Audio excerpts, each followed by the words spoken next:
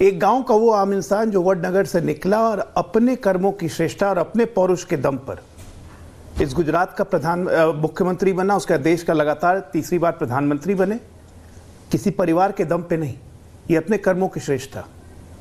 51 साल तक अपने आप सत्ता को जिसने चिमटा से भी नहीं छुआ हो, सोने की तरह निखर के आना इतना आसान नहीं है। कौन है Modi?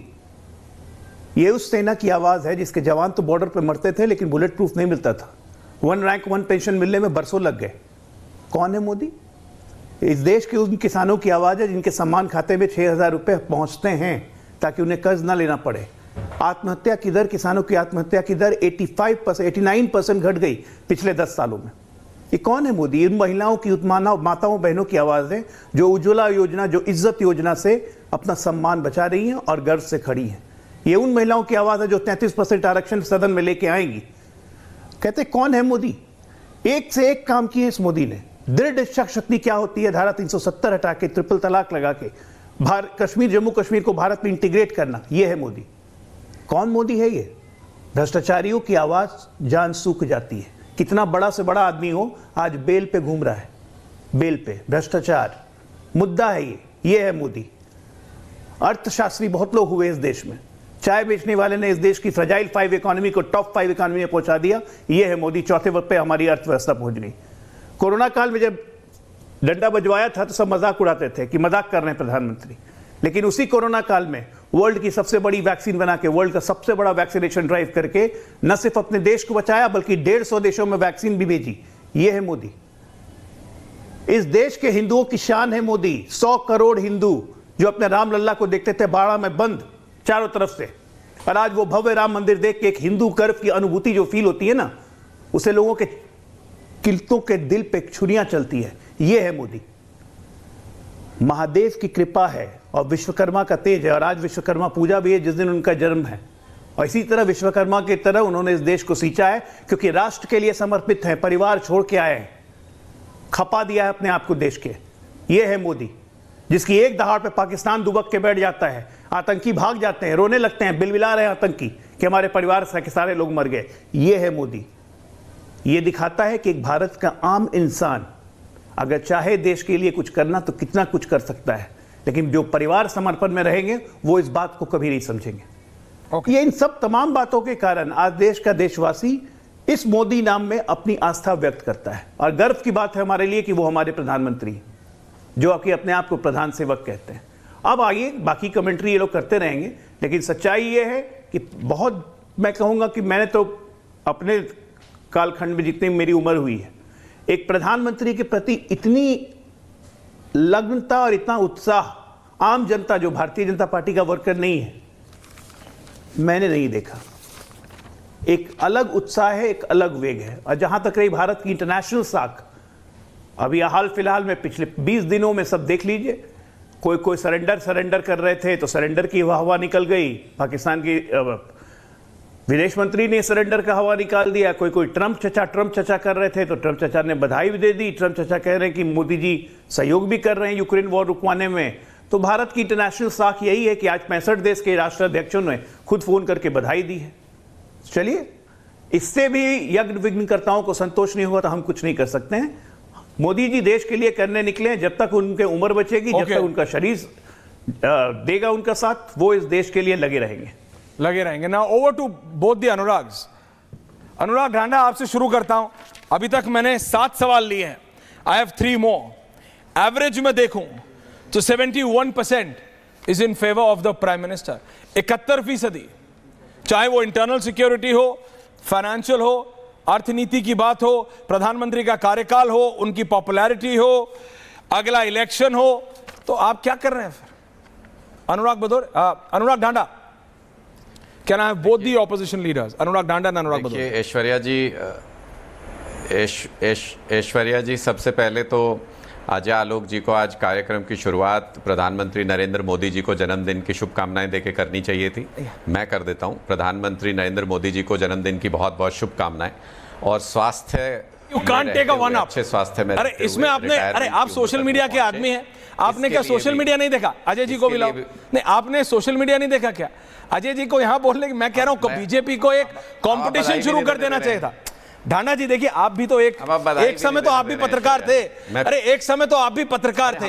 At least don't let that journalist die in you, please understand. Anurag भाई, it is a very iconic situation. मैं कह रहा हूं मुझे तो शुभकामनाएं। अरे दो ना, बिल्कुल। मेरे को लगा आपने भी सोशल मीडिया पे दे दी होंगी। अरे भैया फाइट है, कंपटीशन चल रहा है, नेताओं में, पत्रकारों में, दुनिया में कंपटीशन चल रहा है कि कौन ज्यादा लंबा लिखेगा प्रधानमंत्री के लिए। आपने देखा नहीं क्या? It is a very different kind of a situation. मैं कह रहा हूं बीजेपी को एक अलग से कंपटीशन शुरू करना चाहिए। मौका देंगे तो फिर मैं दीजिए, चलिए दिया मौका, बोलिए। Thank you.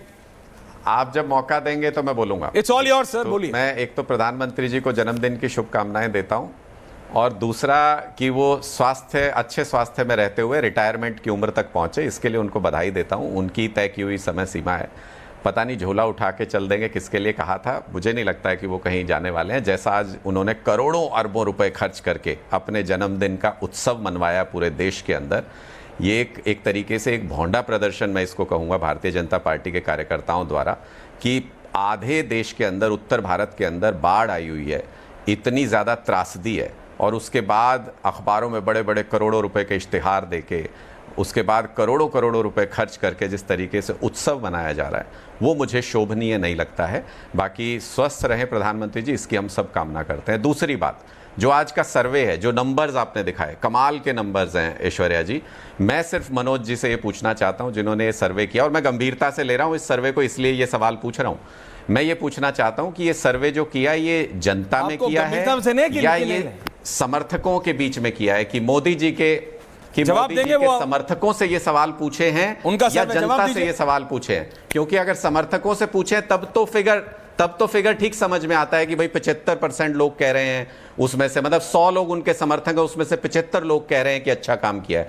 ये तो समझ में आता है, क्योंकि उसी दिशा में धीरे धीरे सीटें घट रही हैं, धीरे धीरे वोट घट रहा है। 4.5 लाख के मार्जिन से बनारस में 1.5 लाख तक आ गए, और सीटें 400 लेने वाले थे 240 तक आ गए। तो वो तो फिगर समझ में आता है कि उनके 100 समर्थकों में से 75 अभी उनको साथ दे रहे हैं, उनकी वाहवाही कर रहे हैं। लेकिन अगर जनता में से ये कह रहे हैं 75% लोग ऐसा कह रहे हैं, तो मुझे लगता है कि थोड़ा सा एग्जैजरेशन ज़्यादा हो गया। वो थोड़ा फेंकते थोड़ा ज़्यादा हो जाता है नंबर, तो वो बात है। दूसरा कि इसमें गंभीर सवाल 2-3 गायब हैं ऐश्वर्या जी, कि इसमें ये नहीं पूछा गया कि क्रिकेट मैच जो कराया अभी मोदी जी ने भारत और पाकिस्तान के बीच में, उसको कितने लोग समर्थन देते हैं, उसका कितने लोग साथ देते हैं। इसमें यह भी नहीं पूछा गया ऐश्वर्या जी कि जब हमारी सेना जीत रही थी पाकिस्तान से, तो पाकिस्तान पर दया करके सीज फायर करने के निर्णय का कितने लोग साथ देते हैं या कितने लोग विरोध करते हैं।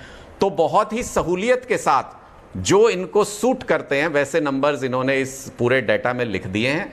इनके लिए इनको साधुवाद है। इसके लिए भी हिम्मत चाहिए होती है कि झूठ बोले और इतना बड़ा बोले, तो उसके लिए भी बहुत हिम्मत की बात है। मैं इसके लिए इनको जरूर बधाई देता हूं। मनोज जी, काउंटर 2-3 बातों का मैं जवाब दे सकता हूं।